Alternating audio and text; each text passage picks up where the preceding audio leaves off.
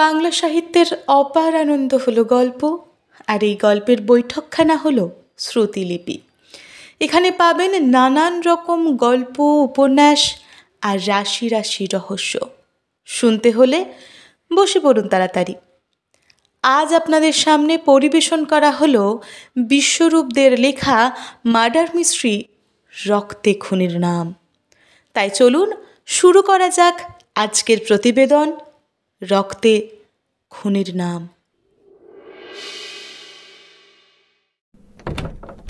দরজা খুলেই হাঁপাতে হাঁপাতে ড্রয়িং রুমের সোফায় বসে অভিনন্দন বসাক টি টেবিলের উপর গ্লাসে থাকা জল এক নিঃশ্বাসে গিলে নিলেন। উল্টো দিকে আর একটি সোফায় বসেছিলেন মহাদেব বসাক। অভিনন্দন বসাক তার দিকে ফেলফেলিয়ে তাকিয়ে রইলেন। অভিনন্দন বসাক হলেন লালবাজার থানার সিনিয়র পুলিশ ইন্সপেক্টর, কর্তব্যপরায়ণ, সৎ এবং নির্ভীক ব্যক্তি। মহাদেব বসাক তার সম্পর্কে কাকা হন। এখন রিটায়ার হয়ে ঘরে বসেছেন। একসময় ইন্ডিয়ান আর্মির চিফ কমান্ডার ছিলেন। এখন অভিনন্দন বসাককে জটিল কেস সলভ করতে সাহায্য করেন। তীক্ষ্ণ দৃষ্টি ও বুদ্ধিসম্পন্ন লোক। চুলে সামান্য পাক ধরেছে ঠিকই, কিন্তু তিনি রং করে তা ম্যানেজ করে নিয়েছেন। একটু গম্ভীর প্রকৃতির, কিন্তু তার মোটা গোঁফ তাকে আরো গম্ভীর বানায়। কেসটা কিসের ওপর? মহাদেব বসাক খবরের কাগজ পাশে রেখে গম্ভীর গলায় জিজ্ঞেস করলেন, আপনি কি করে জানলেন আমি কিসের জন্য এসেছি? অবাক হন অভিনন্দন বসাক। মহাদেব বসাক হেসে বললেন, সম্পর্কে কাকা হই ভাইপো, এ তো সাধারণ ব্যাপার। তুমি হন্তদন্ত হয়ে আমার কাছেই এসে বসলে, সুতরাং কোনো সমস্যায় পড়েই এসেছো তুমি। মৃদু হাসলেন অভিনন্দন বসাক। কিছুদিন বাদেই পুজো। প্রতি বছর পুজোতে তিনি পরিবারের সাথে সময় কাটান। তার কাজের সঙ্গে যোগাযোগ রাখেন না এই সময়।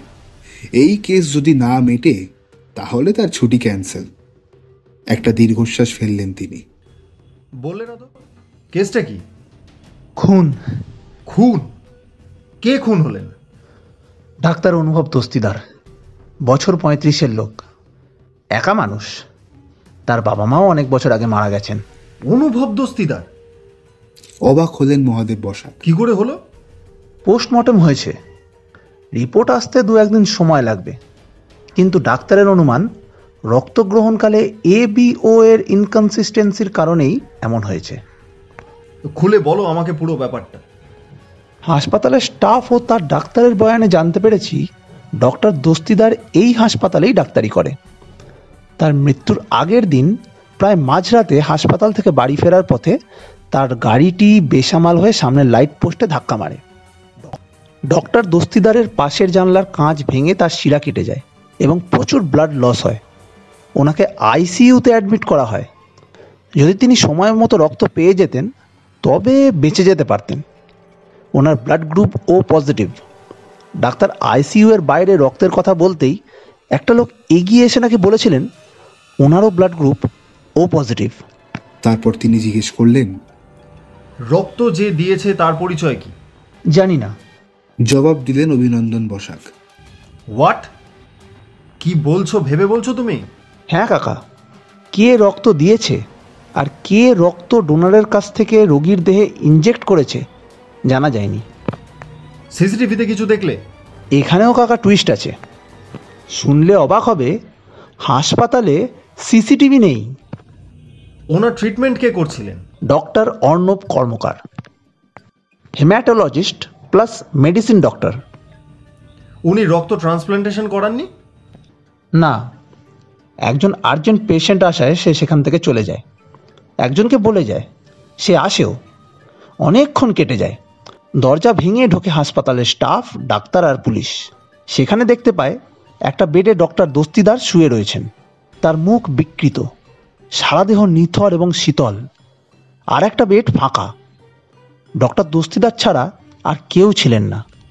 আচ্ছা, তুমি ডক্টর কর্মকারকে জিজ্ঞেস করেছো কাকে তিনি পাঠিয়েছিলেন? না, তা জিজ্ঞেস করা হয়নি।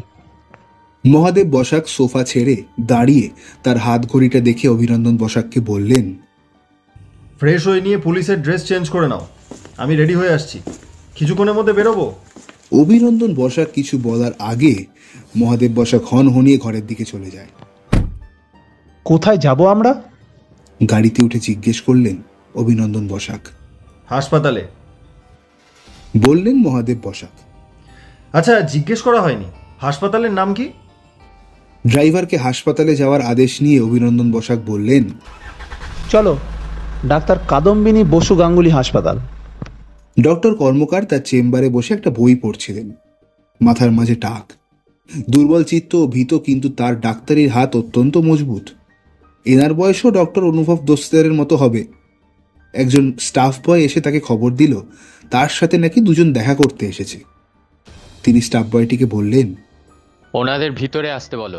অভিনন্দন বসাক এবং মহাদেব বসাক চেম্বারে ঢুকে দুটো চেয়ারে বসেন। ডক্টর কর্মকার অভিনন্দন বসাককে দেখে হকচকিয়ে গেলেন। কাঁপা স্বরে বললেন, আপনি অফিসার? অভিনন্দন বসাক বললেন, হ্যাঁ, আমি। এখন এখানে? আমার কাকু আপনাকে কিছু জিজ্ঞাসাবাদ করবে। আপনার তাতে কোনো অসুবিধা নেই তো? আপনার কাকু? ইনি আমার কাকু।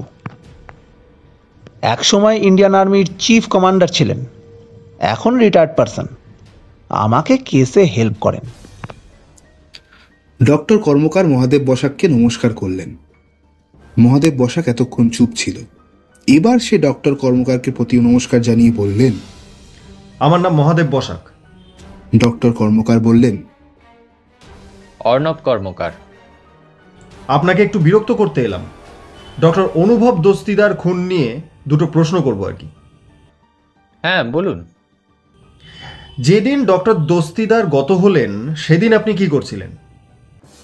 সেদিন রক্ত খোঁজার জন্য আমি আইসিইউর বাইরে রক্তের খোঁজ করতেই একটা লোক সামনে এসে বললেন তার রক্ত ও পজিটিভ।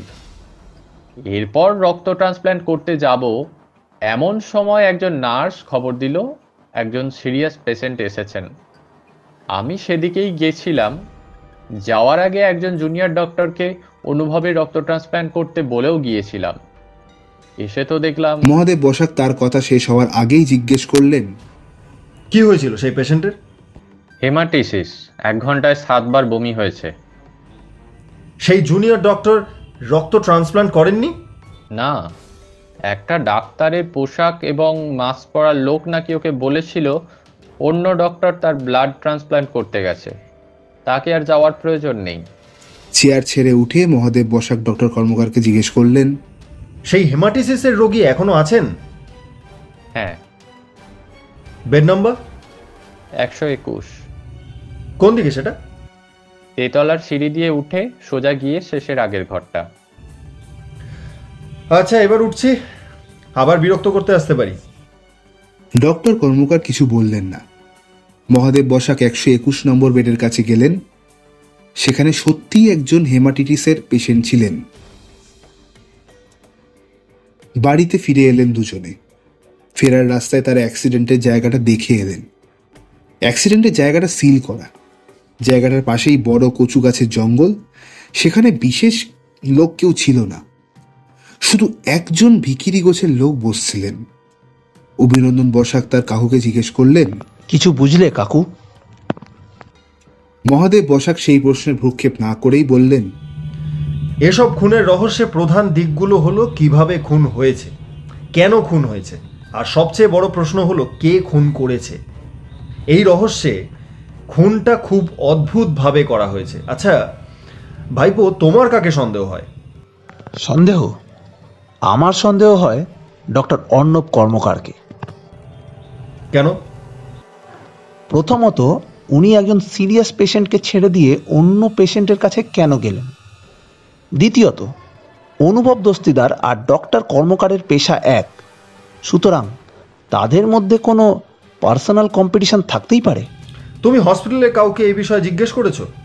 করেছি, কেউ উত্তর দিতে চাইছে না। আসলে প্রত্যেকেই ভয় পেয়ে রয়েছে। পরের দিন ড্রয়িং রুমে অভিনন্দন বসাক তার কাকার দিকে তার ফোন এগিয়ে দিয়ে বললেন, পোস্টমর্টম রিপোর্ট এসে গেছে। আর চুপ করলেন তিনি। মহাদেব বসাক ভালো করে পোস্টমর্টেম রিপোর্টটা একবার চোখ বুলিয়ে ফোনের দিকে তাকিয়ে বললেন, আর আর আততায়ীর রক্তের গ্রুপ কি তা জানা গেছে, কি?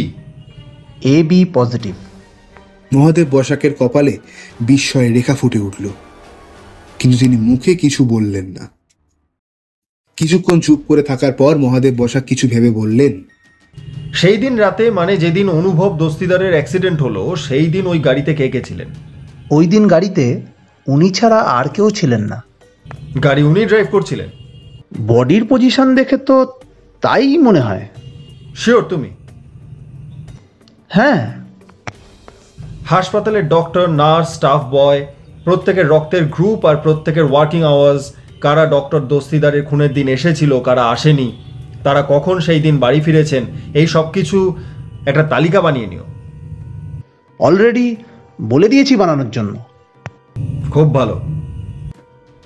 মহাদেব বসাকের চোখে মুখে চিন্তার ছাপ ফুটে উঠল। তিনি তার ঘরে পায়চারি করতে করতে হুঁকো টানতে লাগলেন। এখন হুঁকোটুকু কেউ টানে না ঠিকই, কিন্তু একবার মহাদেব বসাক বাংলাদেশে গিয়ে এই হুঁকোটা কিনে এনেছেন। হুঁকোটার গায়ে গ্রাম্য নকশার ছোঁয়া, তাও বছর 20 আগের এটা। হুঁকো টানতে টানতে কোনো সূত্রের তীব্র বাসনা করে ভাবতে লাগলেন, যেন ক্ষুধার্ত পক্ষী খাদ্যের তীব্র বাসনায় উৎসুক হয়ে রয়েছে। একটা কোনো সূত্র নেই, খুন যে করেছে সে বা তার লোকজন নিশ্চয়ই অ্যাক্সিডেন্টটা ঘটিয়েছে। কেউ কি সেটা দেখেনি? কিছুক্ষণ ভেবে মহাদেব বসাকের মুখ উজ্জ্বল হয়ে উঠল, যেন মরুভূমির মাঝে ছোট্ট মরীচিকার জলরাশি দেখতে পেয়েছেন তিনি। অ্যাক্সিডেন্টের জায়গায় যে ভিখিরি গোছের লোককে দেখলেন, সে তো অ্যাক্সিডেন্টের সময় থাকতে পারে। মহাদেব বসাক তার হাত ঘড়িটা দেখে নিলেন। ঘড়িতে এখন দুপুর 2টো বাজে। তিনি তার পাঞ্জাবিটা গলা দিয়ে গলিয়ে ঘর থেকে বেরোতে যাবেন, এমন সময় তার স্ত্রী উর্মিলা দেবী তাকে বাধা দিয়ে বলল, কোথায় যাচ্ছ? খেয়ে যাবে না?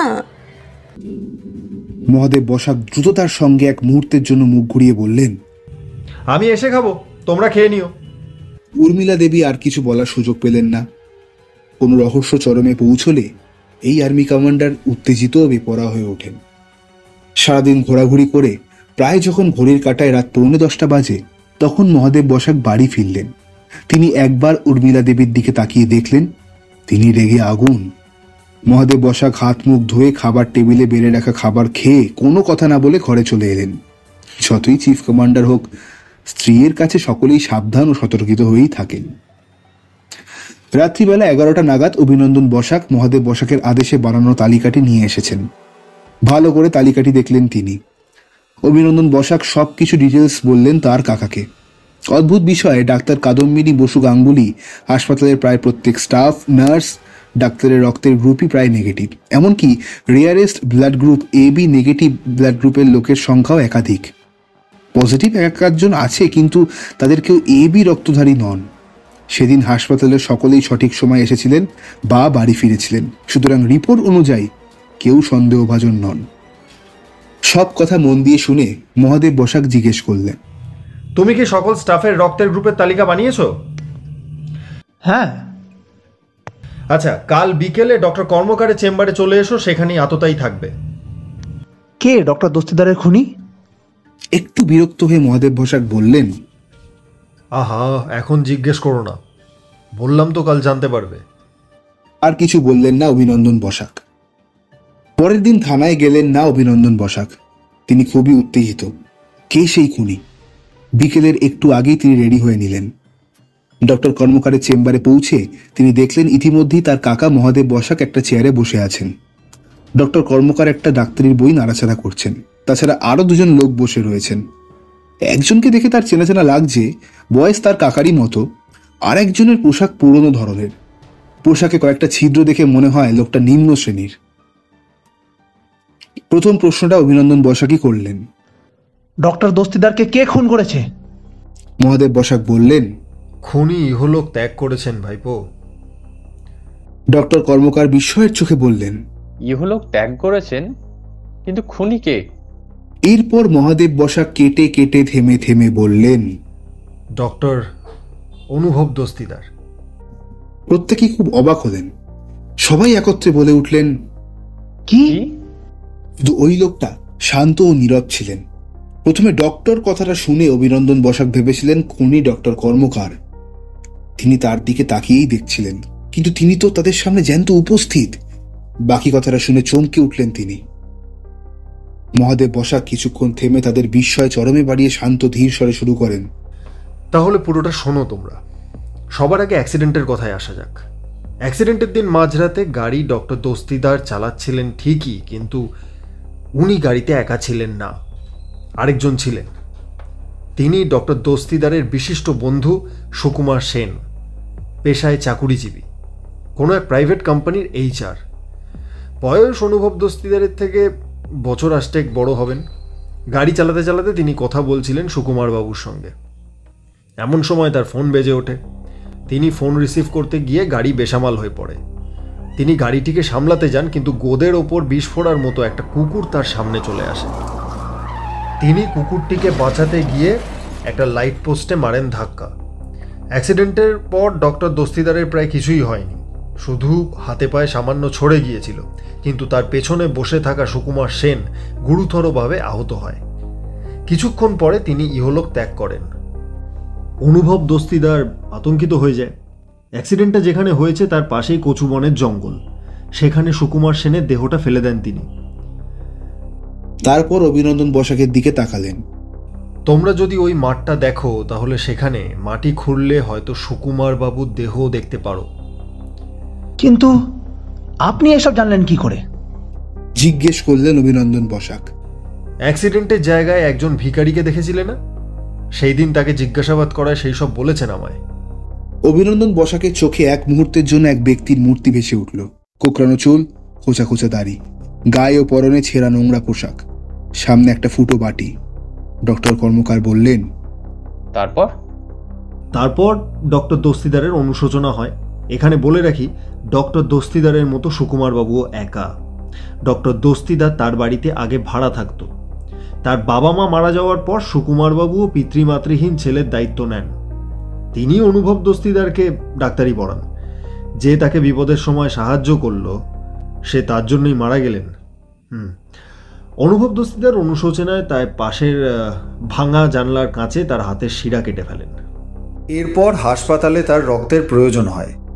অর্ণববাবু ICU এর বাইরে রক্তের খোঁজ করেন, সেই লোক তিনি পেয়েও যান, কিন্তু হেমাটিসিসের পেশেন্ট আসায় সেখানে চলে যান আর ওই ব্যক্তিটিকে বলেন ICU-তে ঢুকতে।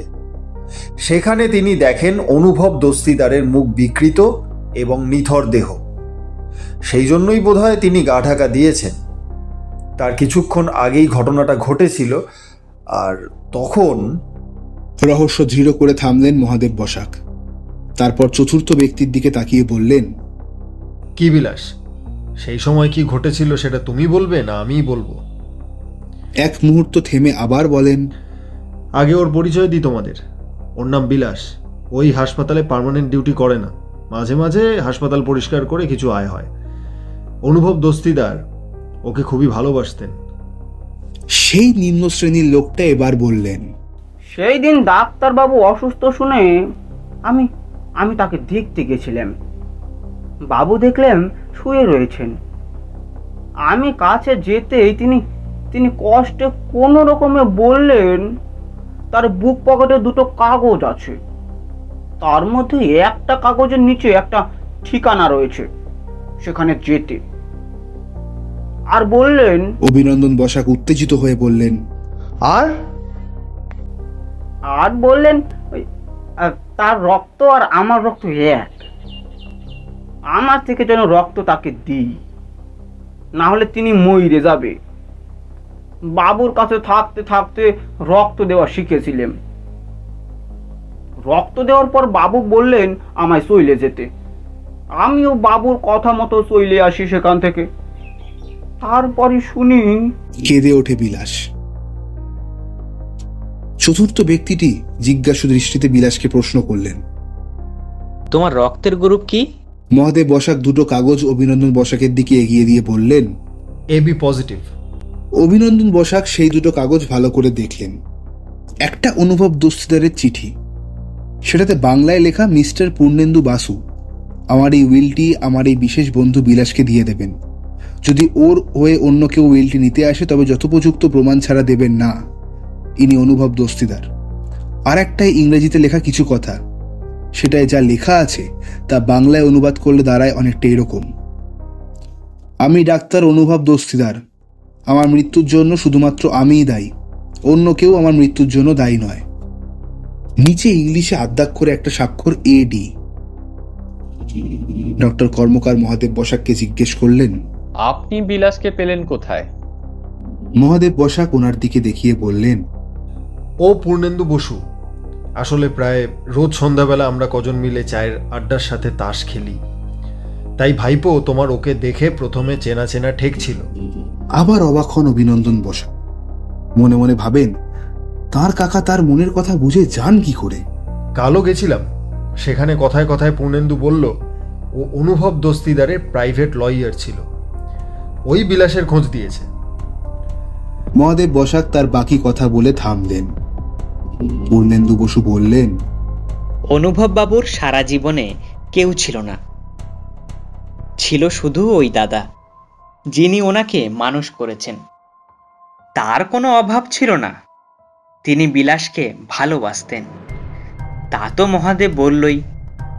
ওনার বিপুল সম্পত্তি, উনি কাকে দেবেন ঠিক করলেন বিলাসই তার সম্পত্তির যোগ্য উত্তরাধিকারী।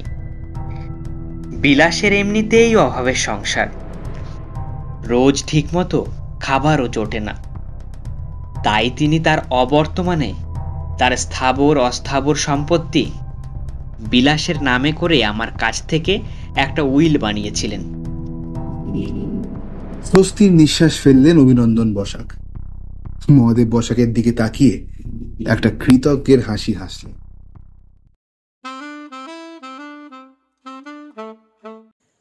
আজকে আপনারা শুনলেন বিশ্বরূপদের লেখা রক্তে খুনের নাম। গল্পের সূত্রধর আমি শম্পা, গল্প পাঠে শুভজিৎ, অন্যান্য চরিত্রে প্রদীপ্ত, সুমন, রাজশ্রী, রুদ্র, প্রভাত ও শম্পা। গল্পের চরিত্র চিত্রণে সৌমিতা, পোস্টার এবং ভিডিও এডিটিং শিবাস, সমগ্র পরিচালনা সৌমিতা। আবার দেখা হচ্ছে আগামী সপ্তাহে ঠিক শুক্রবার রাত 8টায়। তাই লাইক, শেয়ার, সাবস্ক্রাইব করতে ভুলবেন না যেন।